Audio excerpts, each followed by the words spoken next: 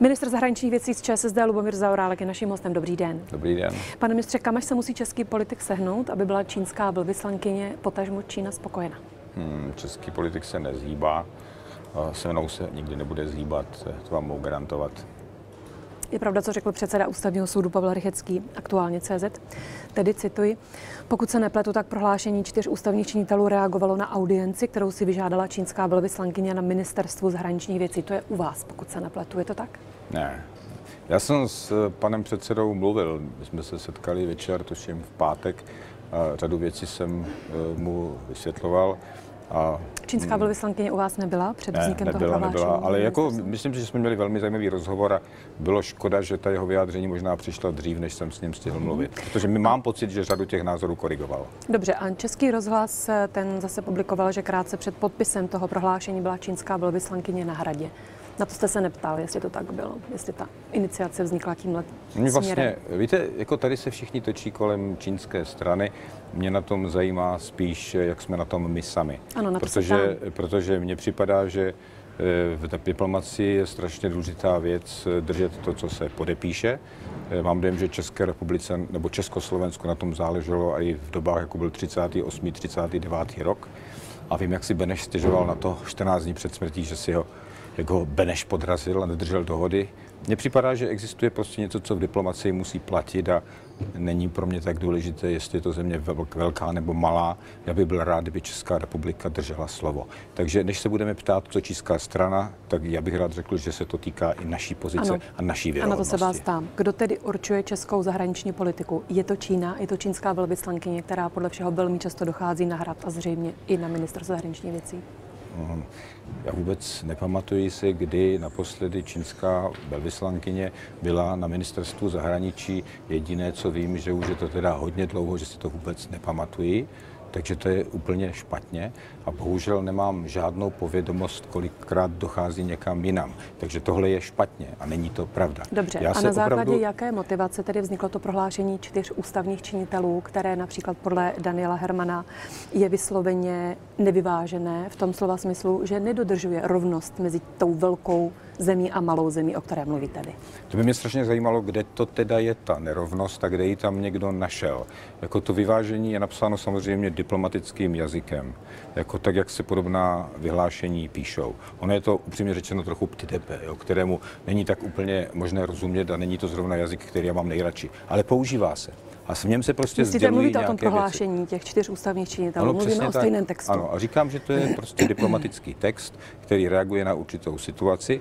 To by byla zahraniční nota, pane ministře. Zahraniční nota by byl klasický diplomatický text a možná v té situaci stačil. Ne. Já se domnívám, že i tohle je diplomatický text, psaný diplomatickým jazykem a my v něm děláme pouze jedinou věc, že to, co jsme si dohodli v prohlášení, které bylo vydáno v březnu tohoto roku, tak prostě platí. Navzdory tomu, že někdo mohl být znejistěn tím, co se mezi tím odehrálo. Dobře, je pravda, že ten text, který tedy dalo dohromady vaše ministerstvo, tak je jiný než ten, který byl později publikován a který šel ven?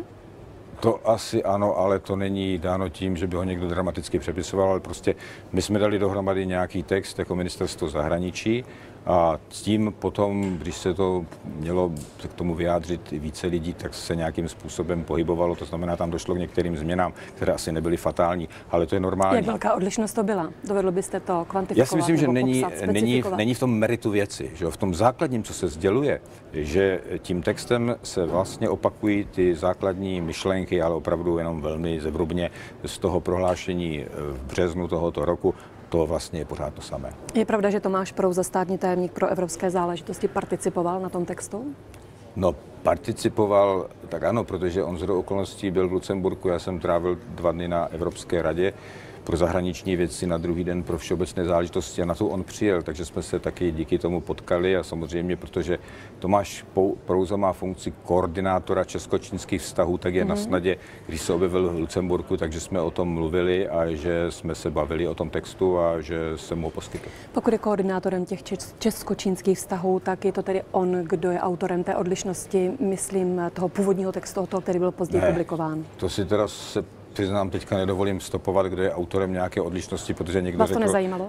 To ne, ale tam došlo k nějakým změnám, že někdo posunul dvě nebo vypustil nějakou formulaci, nahradil ji jinou a teď tohle sledovat není. Já jenom říkám, že Neptal se Tomáše Perouzy, jestli on přepisoval ten text? Základ, řekněme, vypracoval ministerstvo zahraničí. S Tomášem Perouzou jsme se bavili o tom, jak by ten text měl vypadat a o tom našem základním textu. On také se tomu potom nějak věnoval, ukázal mi nějakou úpravu a řekněme, ta se potom poslala na úřad vlády a dalším. Takže vy tu úpravu, která byla publikována, jste viděl? Ten konečný text jste viděl a byl jste s tím komfortní? Viděl jsem ji. Takže ptát se vás na to, proč jste se od toho přepisu nedistancoval, je vlastně otázka mimo. Ježišmarja, proč bych se měl od něho distancovat? Já jsem se na tom vším, textu co je v něm pracoval. Souhlasíte? Bavila jsem se vás o tom, nebo ptala jsem se vás na to, jak příjemné je pro českého politika, českého ministra zahraničí se takto ohnout před Čínou. No, víte, to je právě ten problém, že vy mi pořád tady sugerujete, že se jednalo o nějaký text, ohýbání se nebo nějakou servilitu, vám tvrdím, že tam nic takového není. To je, podívejte, opakuji, je to text napsaný standardním diplomatickým jazykem. V diplomacii nemáte moc možností. Buď můžete jednat, nebo můžete něco konstatovat nějakým prohlášením, textem a podobně. To jsou dvě varianty, kterými se chováte. Tady na nějaká jednání moc času nebylo, tak jsme napsali prohlášení, kterým jsme reagovali na nějakou situaci. Možná by bylo lépe se bavit o té situaci, abychom pochopili, proč ten text vznikl.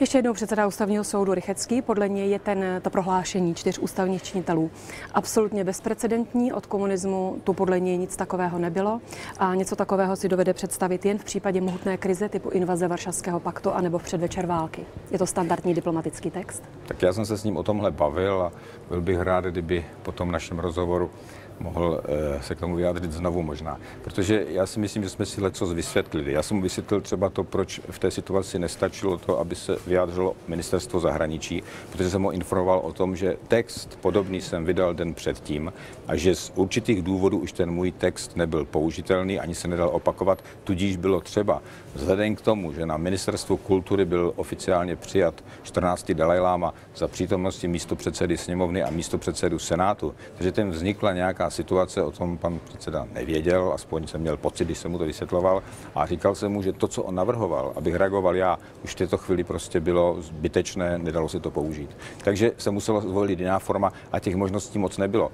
Ti dotyční jsou v tomto prohlášení je jejich protože ono se odkazuje na to, co bylo přijato v březnu tohoto roku a když se podíváte na to prohlášení strategické partnerství, které bylo přijato v březnu při návštěvě čínského prezidenta, tak zjistíte, že v té preambuli jsou zmiňováni právě pan Štech, pan Hamáček, premiér, samozřejmě Sobotka a je to podepsáno prezidentem republiky.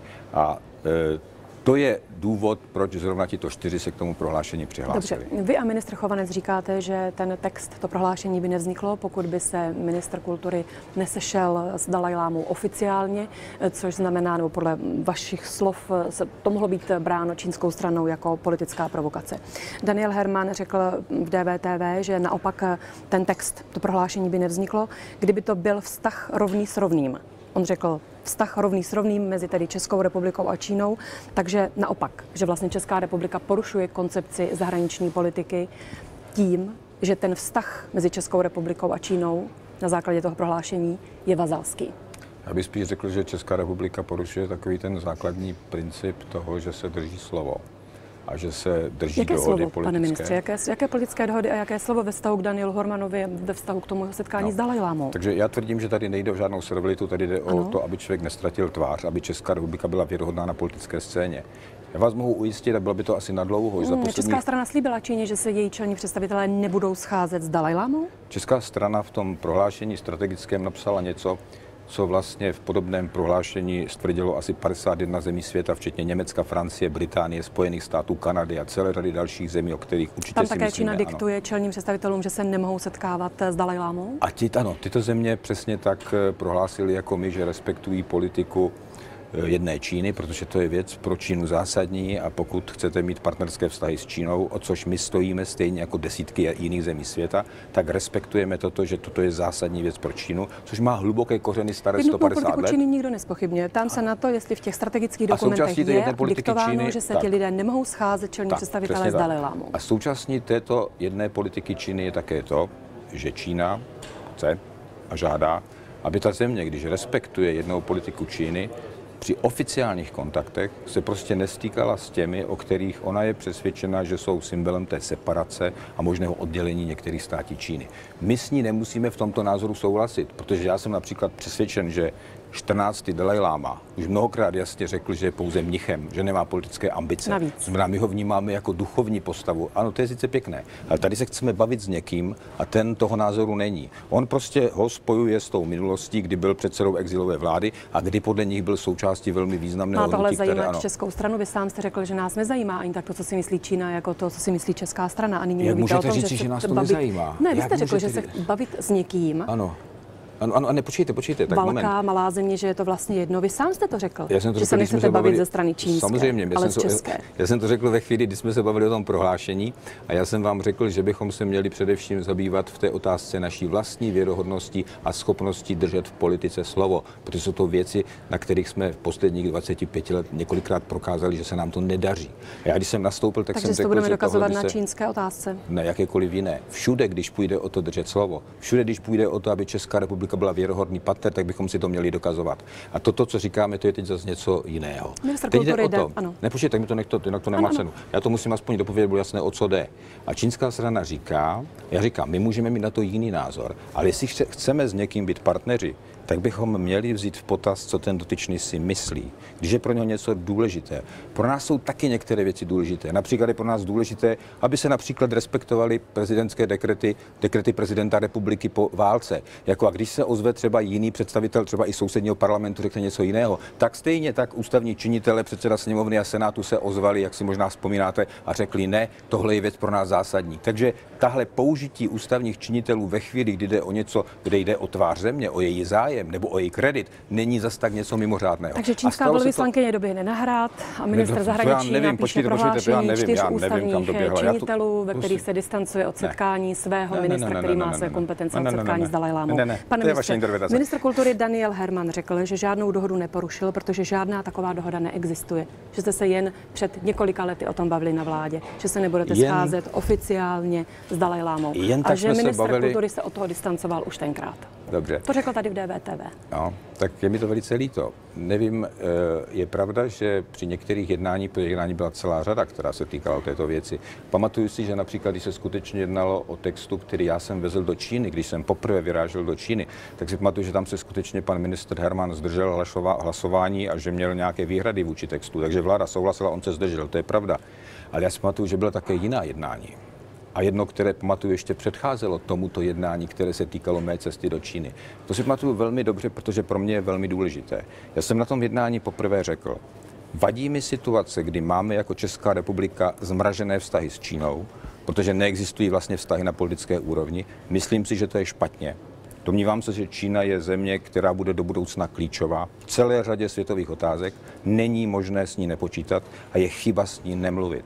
Dokonce jsem tenkrát na té vládě řekl, že si to pamatuju z rozhovoru, který jsem měl s jeho svatostí 14. Dalajlámou, který mi řekl, hlavní je s nimi mluvit. Tuhle situaci musíte změnit. Takže dokonce jsem se tady dovolával tehdy na té schůzce, která byla pro mě zásadní, protože jsem se tehdy zeptal členů vlády a premiéra. Chci to změnit. Budete mě podporovat? Pane, to je možná ta diplomatická nuance. Mluvit s tou stranou a podlézat jí. A podle některých, jako třeba podle ministra kultury, česká strana podlézat. Neříkám to já. Ne. Říkají to pozorovatelé, říkají to dokonce sami členové vlády, jsou to vaši vládní kolegové, jako Daniel Herman. A Daniel Herman tady před malou chvílí řekl, že na vládě byl dokonce tlak, aby se s Dalajlámou nesešel vůbec. Tak můžu to teda říct, jak to bylo? Bylo to tak, že já jsem požádal členy vlády o to, jestli, ať mi rovnou řeknou, jestli má smysl, abych se vůbec o to partnerství s Čínou pokoušel. A řekl jsem jim, že pokud někdo s tím má zásadní problém, ať to prostě řekne, já do toho vůbec nepůjdu.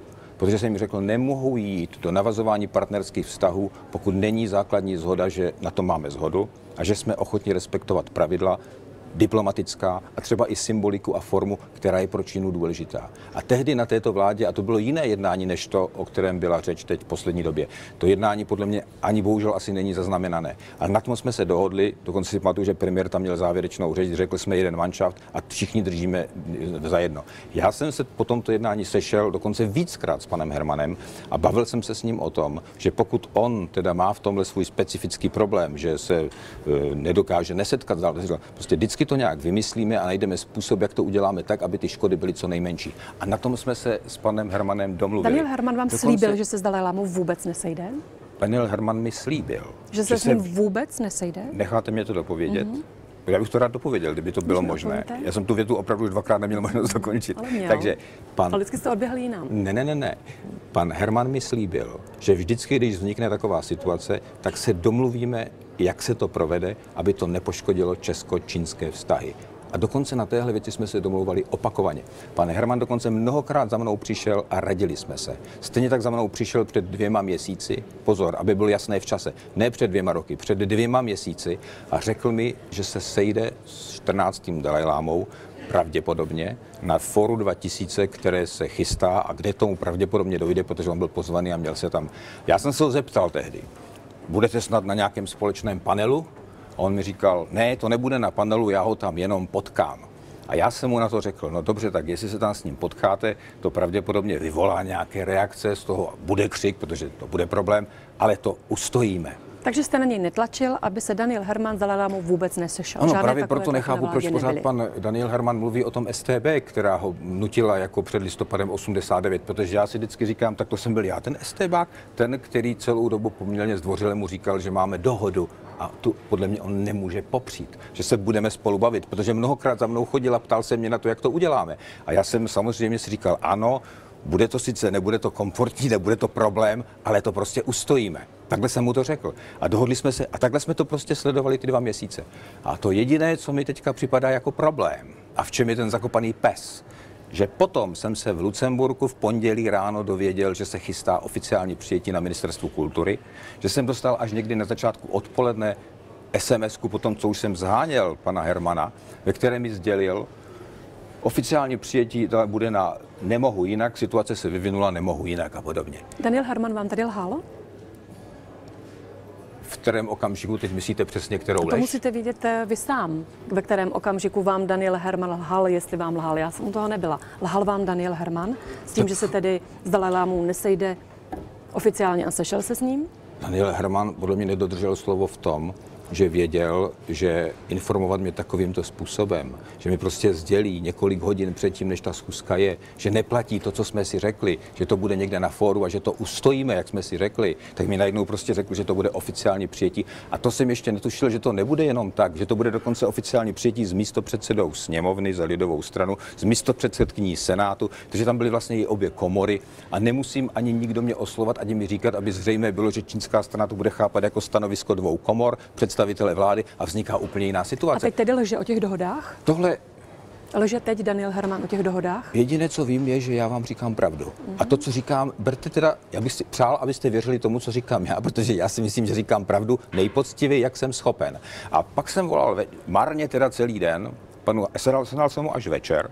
Večer jsem konečně, jako jsem se mi podařilo ho dovolat, a začal jsem mu říkat, že tohle je situace naprosto odlišná od všeho, co jsme si domlouvali, že vlastně vyhazuje do povětří všechno, co jsme si dohodli, že to je politická provokace, že to samozřejmě bude velmi komplikované, to, co vznikne. A apeloval jsem na něho, ale já jsem mu nevolal jako StBák, prosím, bych rád řekl. Já jsem mu volal jako někdo, kdo mu říkal, musíme se dohodnout, tohle nelze, to musíme změnit. My to musíme, když už teda na tom trváte, tak ať se to koná jinde, ale ne na Ministerstvu kultury. A on mi řekl, jediná možnost, jak to změnit, je, že vy oslovíte pana 14. Dalajlámu a domluvíte to, aby on na to Ministerstvo kultury nepřišel. Jinou možnost nevidím, já už to nedokážu. Když jsem mu říkal, že já jsem v Lucemburku na jednání, které je dost důležité, nejsem schopen přijet a nejsem schopen to dát dohromady, tak mi říkal, já tady sedím mezi lidmi, mezi Petrem Kolářem, Martinem Paloušem, tak já vám dám telefon, vysvětlete to jim a společně to nějak udělejte, aby 14 nepřišel na Ministerstvo kultury. Já už s tím on prostě přijde.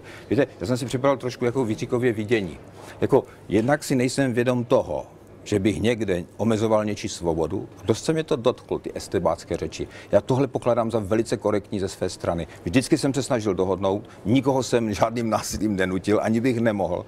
této zemi jsou i ministři svobodní a jediné, na čem stojí ta vláda, je gentlemanské slovo a dohoda. A to, že se někdo nebude vytáčet a utíkat a nebude tvrdit, že ho někdo nehorázně nutil. To bylo naprosto korektní z mé strany. Já jsem stejnou korektnost hledal i u pana ministra. On mi prostě postavil před hotovou věc. Na druhý den jsem se dověděl, že se to konalo s plnou, navzdory tomu, že jsem ho žádal. Prosím, ve vší zdvořilosti. Kdybyste ten rozhovor slyšela, tak byste musela uznat, že jsem byl naprosto korektní a zdvořilý. Nedocílil jsem ničeho.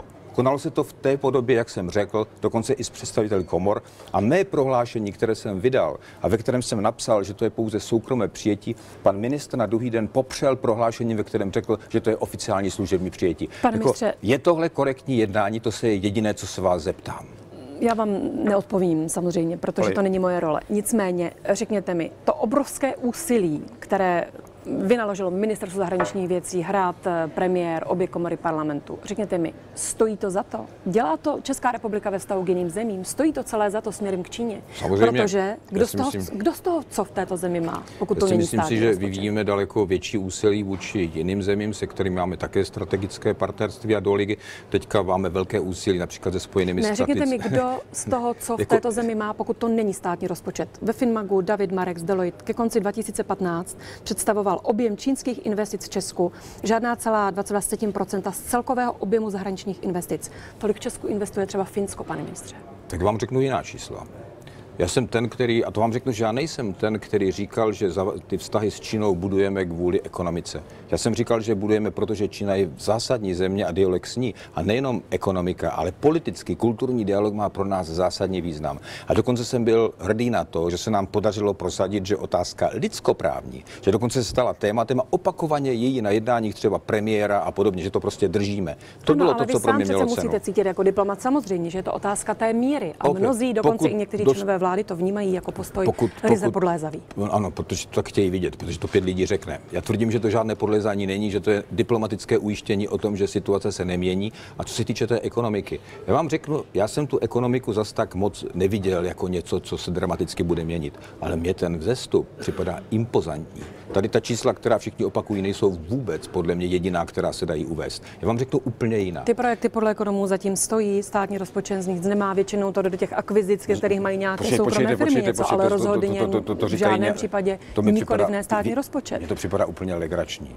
To říká někdo snad, kdo nemá vůbec s investicemi zkušenost, protože všichni víte, že miliardové investice... Takže vy víte, kolik tedy peněz přiteklo celkově do státního rozpočtu, pokud jde o jakékoliv čínské akvizice a investice směřující do České republiky? Můžete říct to číslo? Já vám nějaká čísla řeknu, ale ještě předtím dovolte.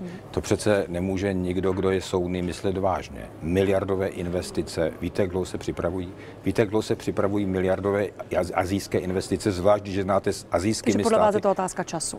Samozřejmě, ale kromě toho, že to je otázka času, tak já už dneska jsem udiven, co se za ten půl rok stalo. Protože Czech Invest v současné době připravuje projekty s 10 investory na úrovni 20 miliard. Já dokonce vím o projektech, které se připravují na úrovni 60 miliard. Jako řada těch věcí je pod obchodním tajemstvím. Některé vám tady budu jmenovat a některé jsou pod obchodním tajemstvím dokonce na úrovni 25 miliard, ale já o nich nemohu mluvit, protože přece je naprosto skandální, abych já vám teďka sděloval něco, co bude trvat samozřejmě určitý čas a co se připravuje velice opatrně.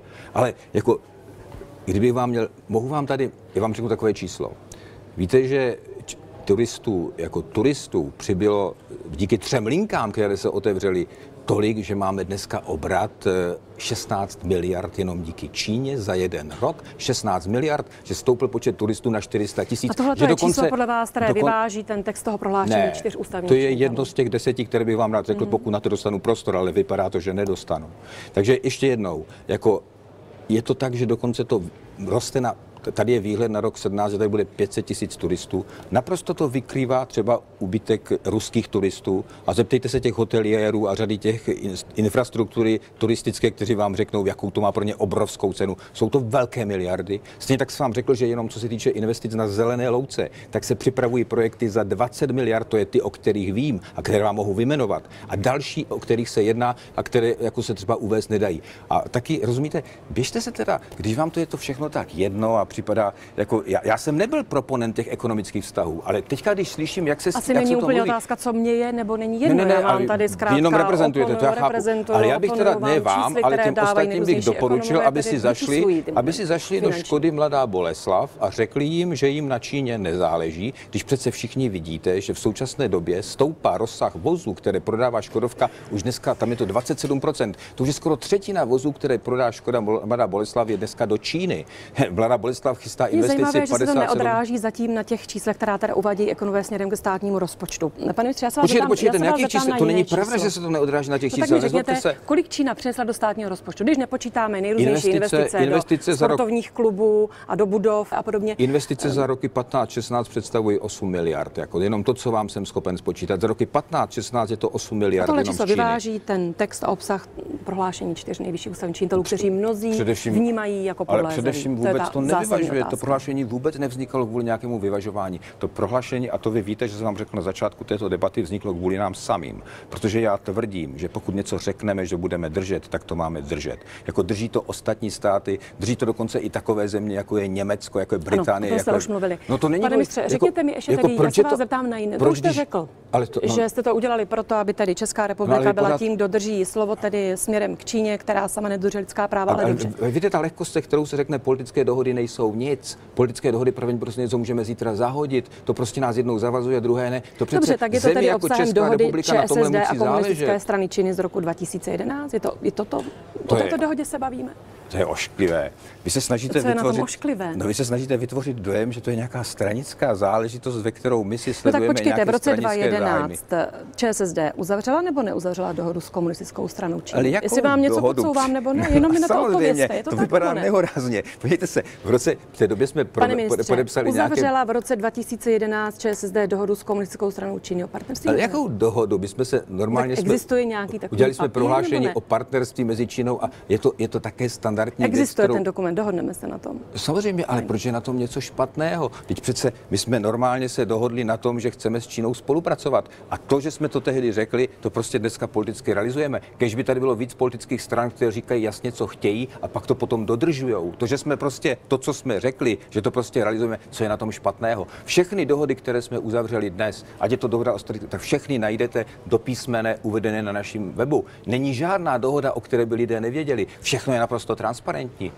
A tam máte jenom napsané, že jsme se dohodli na certifikaci ultralightů, že se dneska mohou prodávat ultralehká letadla, což dlouho prostě nebylo možné, že se prostě uvolnil prostor ve zdravotnictví, v zemědělství, v celé řadě dalších oblastí a že jsme tady dali možnost, aby se české podniky dostaly daleko snadněji na čínský trh, protože máme špatnou bilanci exportu, importu, úplně katastrofální. Chceme to změnit a Číňané prostě řekli, že nám pomůžou. Takže taky chci vidět výsledky, taky chci vidět z čínské strany naplnění toho, k čemu se zavázali. Pane ministře, vy jste před chvíli řekl, že tady jste z pozicí, kdy se snažíte říkat pravdu, co nejpoctivěji umíte. Můžete mi odpovědět na otázku, zda existuje příslib, že Čína nebo čínské firmy spojené s komunistickými strukturami přispějí ČSSD na kampaň před volbami do Poslanecké sněmovny?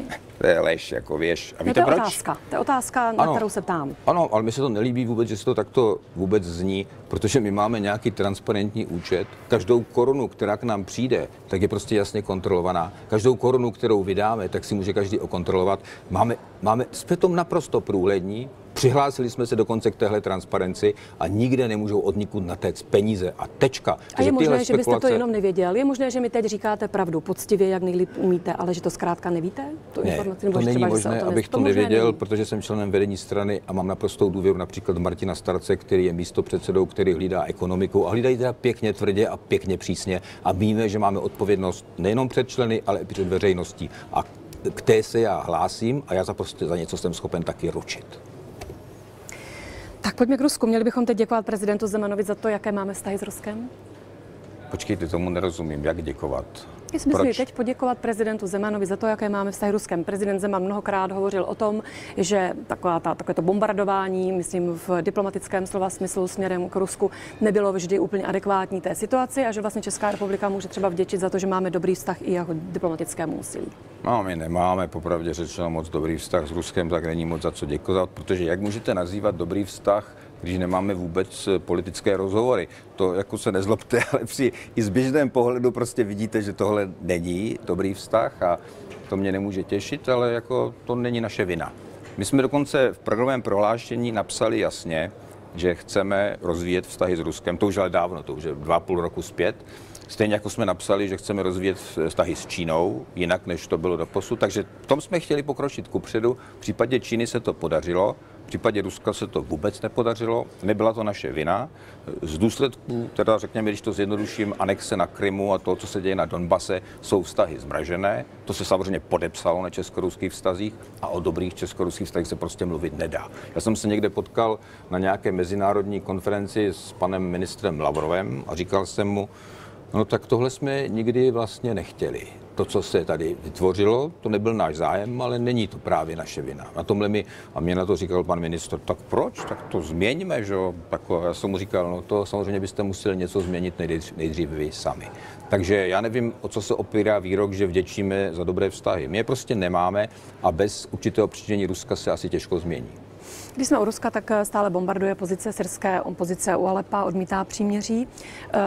Chová se takto spojenec Západu a je opravdu i pro vás jako pro ministra silně viditelné to, že vlastně Rusko, Západ, ale možná i Česko mají úplně jiné zájmy, pokud jde o Sýrii? No, je to pravda asi, když říkáte, že mají jiné zájmy, jako protože když nad tím uvažuji, tak zřejmě ruské zájmy v Sýrii pochopit jsou odlišné od našich zájmů. Nevíte, taky Západ, taky to nějak řekněme přesněji, kdo je Západ a kdo je Východ. To je otázka, jestli nám ještě Česko počítáte. To je naprosto nepřiměřená otázka nebo poznámka, protože hyperbole. No, ale protože já absolutně nesouhlasím s tím, co se teďka ozývá na to téma, kam třeba směřuje česká zahraniční politika. Já vlastně se upřímně řečeno ani jsem nesouhlasil s tím, co naznačoval Petr Pithart ve svém rudolfinském projevu, když slyšel trávu růst a měl dojem, že se někam země posouvá. Mně připadá, že Česká republika, ať vezmeme jakoukoliv položku, třeba tu politiku vůči Rusku, jako vemte si, jak se chováme v celé té věci, jakou roli v tom sehráváme. Nebo v čem jsme teda vlastně se stali méně západní? V naší vztahu k migraci? Ale jako otázka migrace, to znamená, že možná ve vztahu k Číně, pane ministře. Země patří... Nenechme to.